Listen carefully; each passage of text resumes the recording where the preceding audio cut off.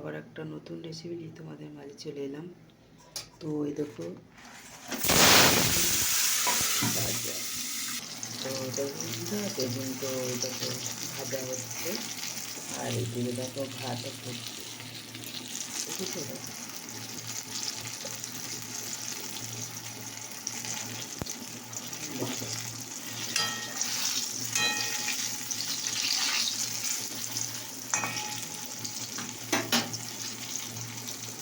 তো দেখো বন্ধুরা বেগুন ভাজা হয়ে গেছে।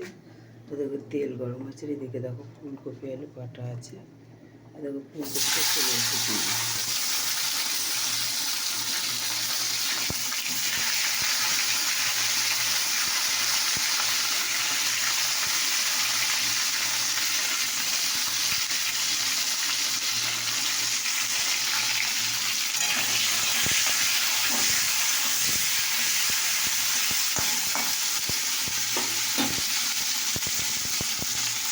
তো দেখো বন্ধুরা ফুলকপিটা একটু ভেজে নিয়েছি, তার এদিকে দেখো তেল পাঁচফোড়ন তেজপাতা দেওয়া আছে। দেখো আলু ভেজে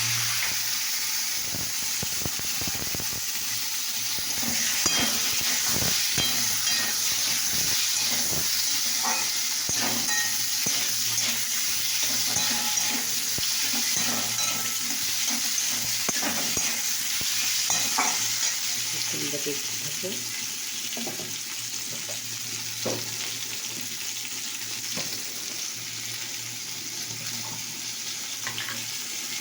আর এদিকে দেখো আদা রসুন সব বেশ করা আছে। এখানে আমি একটু ধীরে ধীরে দিব,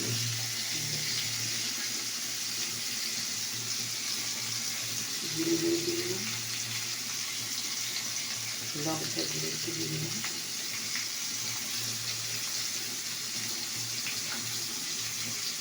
একটু হলুদ দিয়ে দিলাম,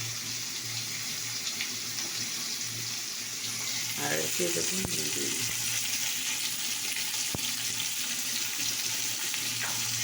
একটু নাড়াতে রাখবো।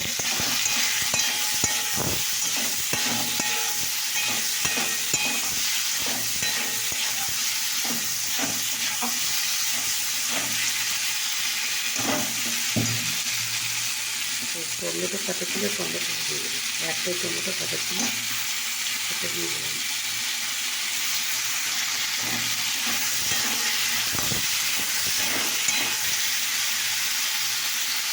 টমেটো এগুলো দিয়ে দিচ্ছি।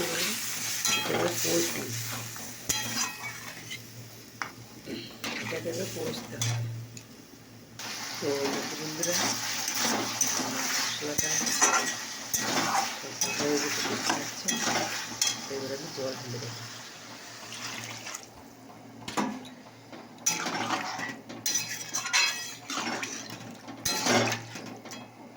এবার এটা সেদ্ধ হলেই আমার কমপ্লিট হয়ে যাবে। তো দেখো বন্ধুরা আমার রেসিপিটা রেডি হয়ে গেছে। এই একটু সেদ্ধ হলেই আমার একটু ঝোল ঝোলই আমি রাখবো, কারণ একটাই তরকারি করেছি, তো একটু বেগুন ভাজা করেছি আর ভাত হয়েছে। আর এদিকে দেখো চা হচ্ছে, হয়ে গেছে চা, লাল চা করেছি। তো দেখো ফুলকপিটাকে আমি আগে ভেজে নিয়েছি, এক ফোঁটা হলুদ দিয়ে ভেজে নিয়ে তারপরে তেল পাঁচফোড়ন আর তেজপাতা দিয়ে ফুলকপিটাকে একটু হলুদ দিয়ে ভালো করে নেড়ে নিয়েছি। তারপর একটু নুন দিয়ে নেড়ে নিয়েছি। তারপরে আদা রসুন পেঁয়াজ পেস্ট করা ছিল ওখানে, আর তোমার জিরে গুঁড়ো লঙ্কা গুঁড়ো হলুদ গুঁড়ো আর নুন তো এমনিতেই দেওয়া আছে, দিয়ে এই নিয়ে কষা হয়েছে। তোমাদের এই রেসিপিটা কেমন লাগলো অবশ্যই জানিও।